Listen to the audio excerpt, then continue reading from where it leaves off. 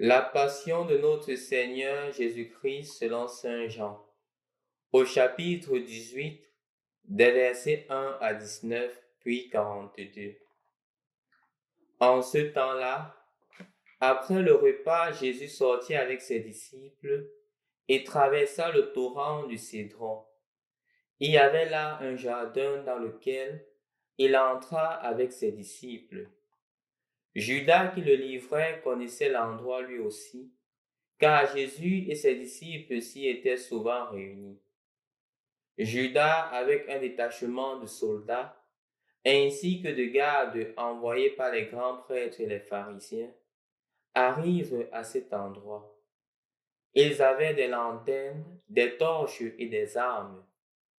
Alors Jésus, sachant tout ce qui allait lui arriver, s'avança et leur dit, « Qui cherchez-vous » Ils lui répondirent, « Jésus le Nazaréen. » Il leur dit, « C'est moi, je le suis. » Judas qui le livrait se tenait avec eux.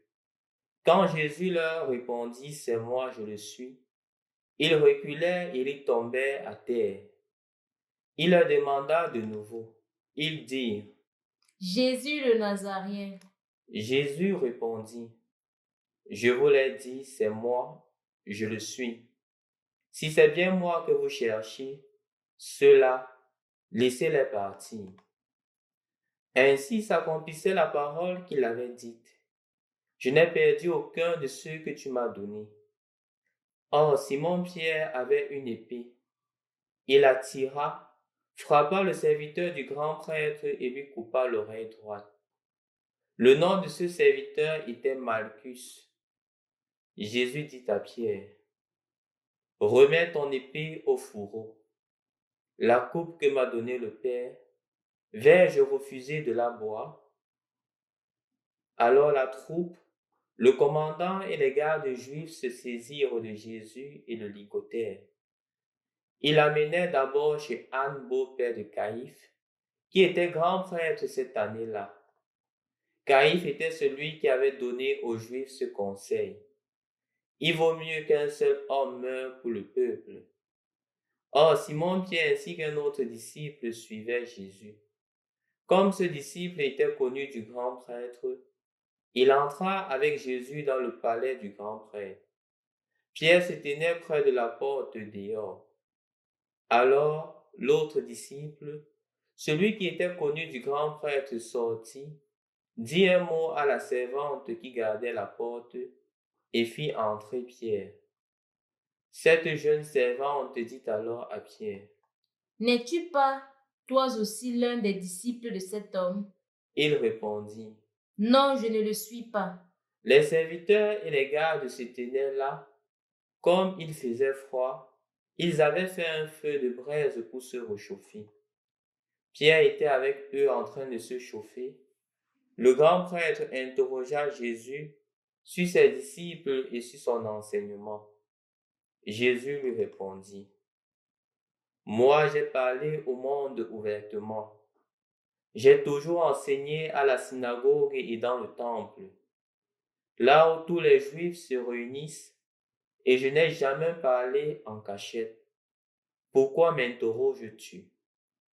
Ce que je leur ai dit, demande-le à ceux qui m'ont entendu.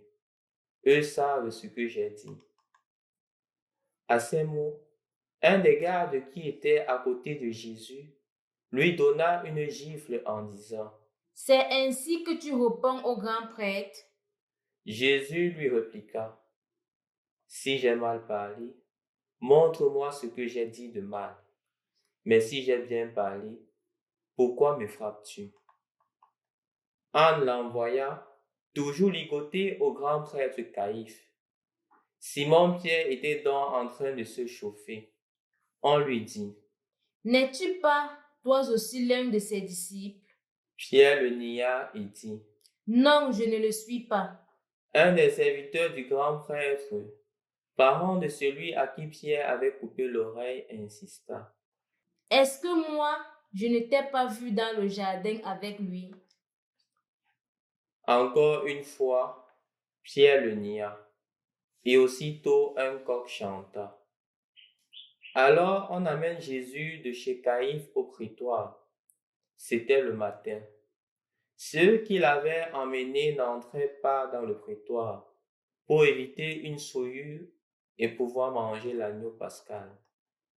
Pilate sortit donc à leur rencontre et demanda. Quelle accusation portez-vous contre cet homme? Il lui répondit. S'il n'était pas un malfaiteur, nous ne t'aurions pas livré cet homme. Pilate leur dit. Prenez-le vous-même et jugez-le, suivant votre loi. Les Juifs lui dirent. Nous n'avons pas le droit de mettre quelqu'un à mort. Ainsi s'accomplissait la parole que Jésus avait dite pour signifier de quel genre de mort il allait mourir. Alors Pilate entra dans le prétoire, il appela Jésus et lui dit. Es-tu le roi des Juifs? Jésus lui demanda. Dis-tu cela de toi-même, ou bien d'autres te l'ont dit à mon sujet? Pilate répondit. Est-ce que je suis juif, moi? Ta nation et les grands prêtres t'ont livré à moi. Qu'as-tu donc fait? Jésus déclara. Ma royauté n'est pas de ce monde. Si ma royauté était de ce monde, j'aurais des gardes qui se seraient battus pour que je ne sois pas livré aux Juifs. En fait, ma royauté n'est pas d'ici. Pilate lui dit. Alors tu es roi? Jésus répondit. C'est toi-même qui dis que je suis roi. Moi, je suis né, je suis venu dans le monde pour ceci, rendre témoignage à la vérité. Quiconque appartient à la vérité, écoute ma voix. Pilate lui dit. Qu'est-ce que la vérité? Ayant dit cela, il sortit de nouveau à la rencontre des Juifs et il leur déclara. Moi, je ne trouve en lui aucun motif de condamnation. Mais chez vous, c'est la coutume que je vous relâche quelqu'un pour la Pâque. Voulez-vous donc que je vous relâche le roi des Juifs? Alors ils répliquèrent en criant. Pas lui, mais Barabbas. Or, ce Barabbas était un bandit. Alors Pilate fit saisir Jésus pour qu'il soit flagellé. Les soldats tressèrent avec des épines une couronne qu'ils lui posèrent sur la tête. Puis il le revêtit d'un manteau pourpre. Il s'avançait vers lui et il disait. Salut à toi, roi des Juifs. Et il le giflait. Pilate de nouveau sortit dehors et leur dit. Voyez, je vous l'amène dehors pour que vous sachiez que je ne trouve en lui aucun motif de condamnation. Jésus donc sortit dehors, portant la couronne d'épines et le manteau pourpre. Et Pilate leur déclara. Voici l'homme. Quand ils le virent, les grands prêtres et les gardes se mirent à crier. Crucifie-le, crucifie-le. Pilate leur dit. Prenez-le vous-même et crucifiez-le. Moi, je ne trouve en lui aucun motif de condamnation. Il lui répondit. Nous avons une loi, et suivant la loi, il doit mourir, parce qu'il s'est fait fils de Dieu. Quand Pilate entendit ces paroles, il redoubla de crainte. Il rentra dans le prétoire et dit à Jésus. D'où es-tu? Jésus ne lui fit aucune réponse. Pilate lui dit alors. Tu refuses de me parler à moi. Ne sais-tu pas que j'ai pouvoir de te relâcher et pouvoir de te crucifier? Jésus répondit. Tu n'aurais aucun pouvoir sur moi si tu ne l'avais reçu d'en haut. C'est pourquoi celui qui m'a livré à toi porte un péché plus grand. Dès lors, Pilate cherchait à le relâcher, mais les Juifs se mirent à crier. Si tu le relâches, tu n'es pas un ami de l'empereur. Quiconque se fait roi s'oppose à l'empereur. En entendant ces paroles, Pilate amena Jésus au dehors. Il le fit asseoir sur une estrade au lieu dit le dallage, en hébreu Gabata. C'était le jour de la préparation de la Pâque, vers la 6e heure environ midi. Pilate dit aux Juifs, « Voici votre roi. » Alors ils crièrent, « À mort, crucifie-le. » Pilate leur dit, « Vais-je crucifier votre roi? » Les grands prêtres répondirent, Nous n'avons pas d'autre roi que l'empereur. Alors il leur livra Jésus pour qu'il soit crucifié. Ils se saisirent de Jésus et lui-même, portant sa croix, sortit en direction du lieu dit le crâne, au calvaire, qui se dit en hébreu Golgotha. C'est là qu'ils le crucifièrent et 2 autres avec lui, un de chaque côté et Jésus au milieu. Pilate avait rédigé un écriteau qu'il fit placer sur la croix. Il était écrit « Jésus le Nazaréen, roi des Juifs ». Beaucoup de Juifs lurent cet écriteau parce que l'endroit où l'on avait crucifié Jésus était proche de la ville et que c'était écrit en hébreu, en latin et en grec. Alors les grands prêtres des Juifs dirent à Pilate, « N'écris pas au roi des Juifs, mais cet homme a dit, je suis le roi des Juifs. » Pilate répondit, « Ce que j'ai écrit, je l'ai écrit. » Quand les soldats eurent crucifié Jésus, ils prirent ses habits, ils en firent 4 parts, une pour chaque soldat. Ils prirent aussi la tunique, une tunique sans couture, tissée tout d'une pièce de haut en bas. Alors il se dit entre eux, « Ne la déchirons pas, désignons par le sort celui qui l'aura. » Ainsi s'accomplissait la parole de l'Écriture. Ils se sont partagés mes habits, ils ont tiré au sort mon vêtement. C'est bien ce que firent les soldats. Or, près de la croix de Jésus se tenait sa mère et la sœur de sa mère, Marie, femme de Cléophas, et Marie-Madeleine. Jésus, voyant sa mère, et près d'elle le disciple qu'il aimait, dit à sa mère, « Femme, voici ton fils. » Puis il dit aux disciples, « Voici ta mère. » Et à partir de cette heure-là, le disciple l'a pris chez lui. Après cela, sachant que tout désormais était achevé, pour que l'écriture soit accomplie jusqu'au bout, Jésus dit, « J'ai soif. » Il y avait là un récipient plein d'une boisson vinaigrée. On fixa donc une éponge remplie de ce vinaigre à une branche d'hysope, et on l'approcha de sa bouche. Quand il eut pris le vinaigre, Jésus dit, « Tout est accompli. » Puis inclina la tête, il remit l'esprit. Au nom du Père et du Fils et du Saint-Esprit. Amen. Loué soit Jésus-Christ.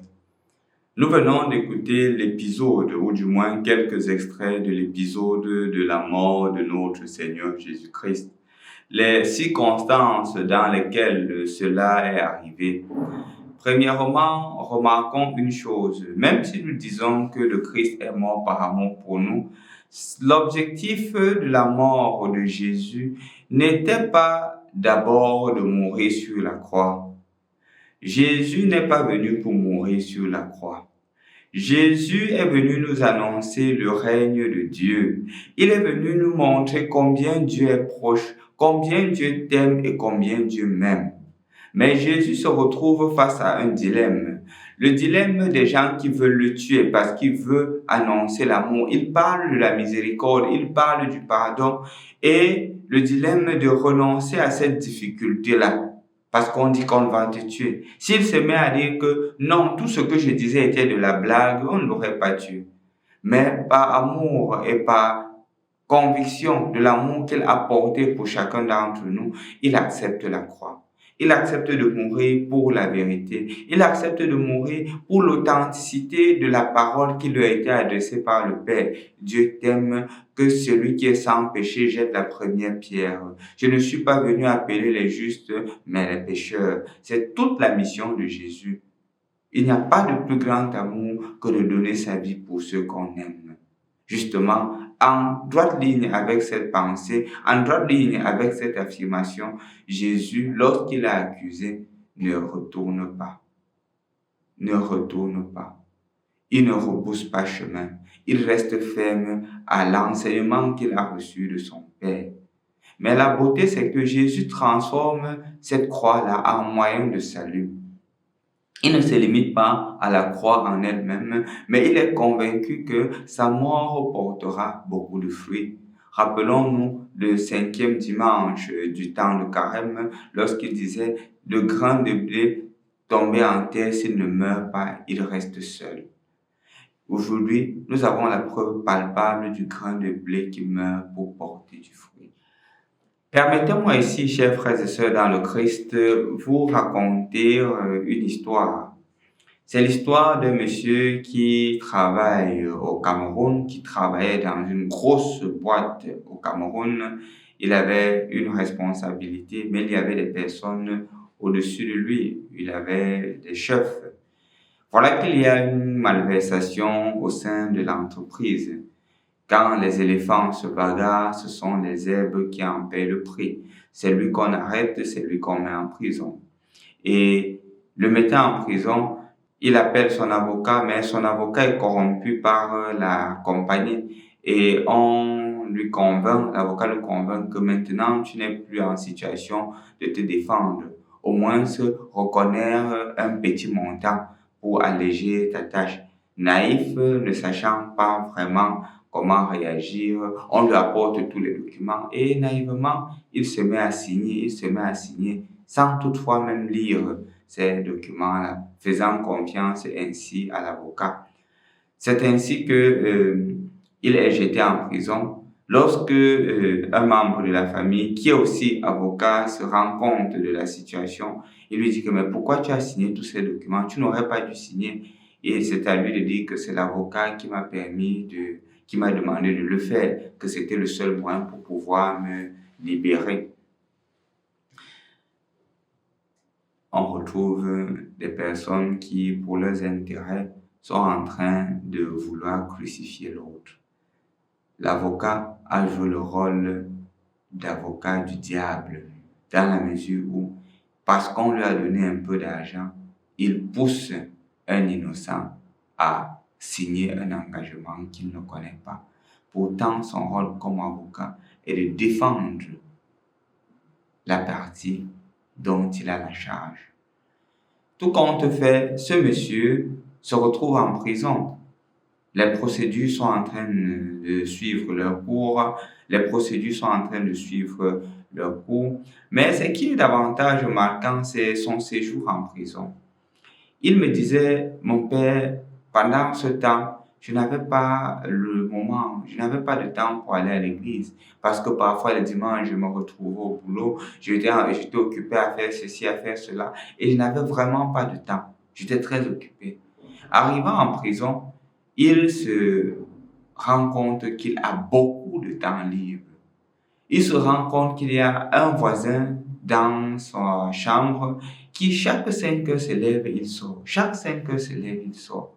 Et c'est à lui de demander à celui-là que, mais où est-ce que tu vas chaque 5 heures? C'est à lui de dire aussi que je vais à la messe. Il dit, mais tu es catholique? Il dit, oui, je suis catholique. Si tu veux, demain, nous allons ensemble.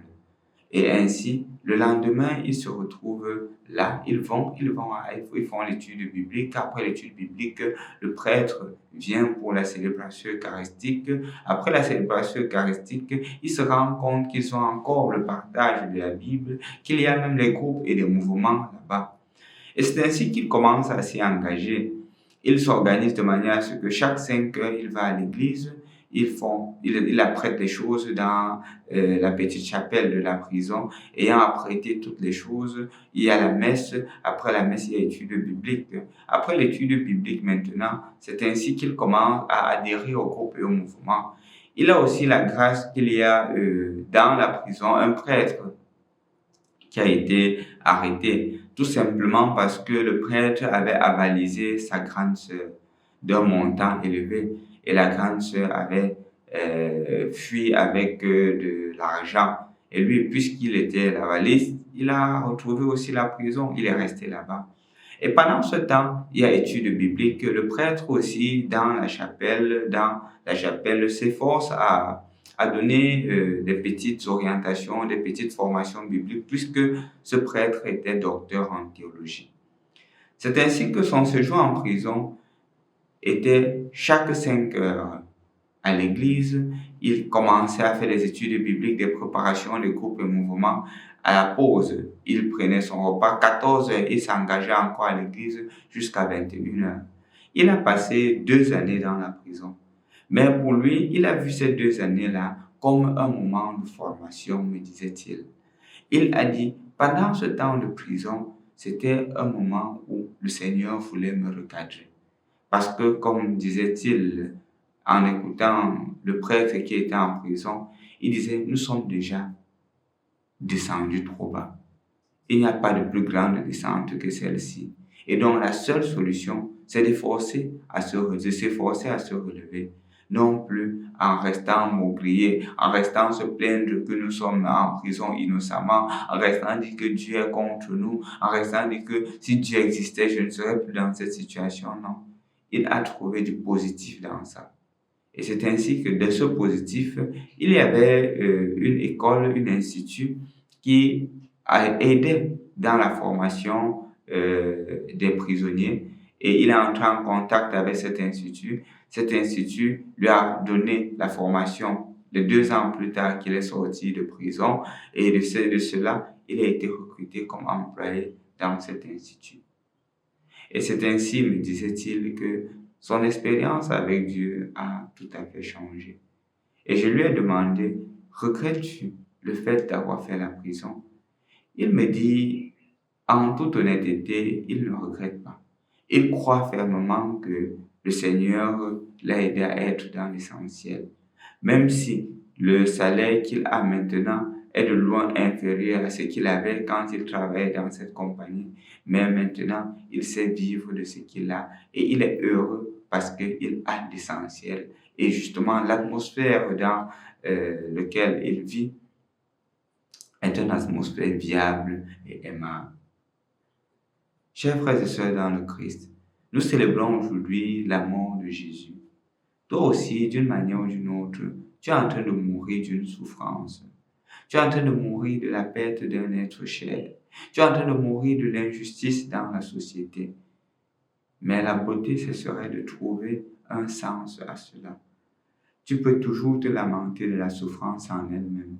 Mais si tu vois une réalité plus grande que cette souffrance-là, tu verras que la souffrance n'aura plus de sens en elle-même, puisqu'elle deviendra un chemin, un passage pour une plus grande joie.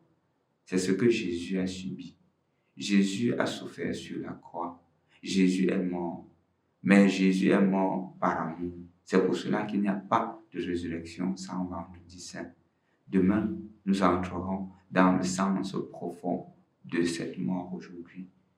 Aujourd'hui, rends-toi compte que tout ce que tu es en train de subir a un sens et ne laisse pas la souffrance en elle-même prendre le dessus. Trouve le sens de la souffrance que tu es en train de traverser. Jésus meurt par amour pour toi. Acceptes-tu donc de vivre par amour pour Jésus? Il t'aime. Il meurt aujourd'hui parce qu'il t'aime, parce qu'il m'aime. Donnons un sens à notre vie. Donnons un sens à nos souffrances, puisqu'il n'y a pas de plus grand amour que de donner sa vie pour ceux qu'on aime. Sois avec Jésus, demeure avec lui. Sois sa lumière, sois son représentant, quel que soit ce qu'il arrive. Parce que lui, il est descendu plus bas, à la mort même. Et la mort sur la croix pour me faire comprendre, pour te faire comprendre qu'il n'y a plus autre souffrance que celle-là. Et avec lui, tu seras relevé de tes difficultés, de tes souffrances. et tu auras une autre perspective, une autre perception de ce que tu es en train de vivre aujourd'hui. Au nom du Père, et du Fils et du Saint-Esprit. Amen.